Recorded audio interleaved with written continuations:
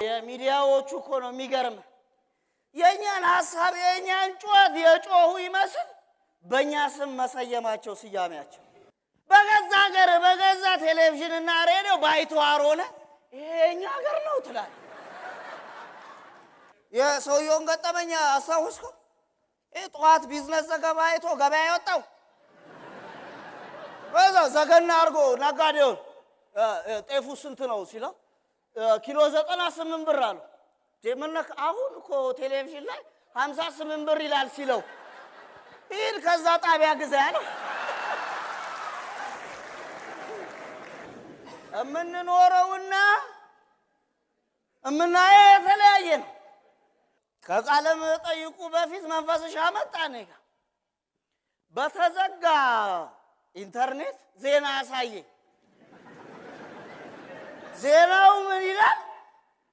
ሀገሪቷ በበይነ መረብ ዘርፍ ከጃፓን ጋር ልምድ ልውውጥ አካፈለች ልምዷን የኛ ሀገር ለጃፓን በበይነ መረብ ልምድ አካፍላ ያልኖርከው ምን ብለህ ነው የምትመክረው ያው ሱቅ አላችሁ አሉ እና ሱቃቸው የመጣ ሰው ሁሉ እንዴት ናችሁ ሲላቸው አንድ ነገር ነው የሚሉ ጎበዝ እየሰራችሁ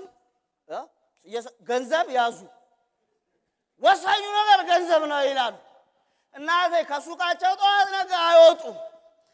በዛት በመቀመጥና ሽንትን በመቋጠር ኩላሊታቸው ይታመምና ሰውየው በአገር ውስጥና በውጭ ሀገር ሕክምና ገንዘባቸው የሰሩት ተሽሏቸው መጡ ሱቅ ከፈቱ ከዛ የመጣው ሰው ምን እንደሚመክሩ ታውቃላችሁ እየሸናችሁ ነው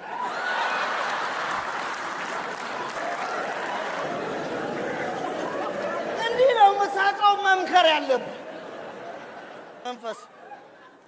አገሪቷስ እንደ ሸጠች ሲሉት ልታስቀቅል ነው ያለው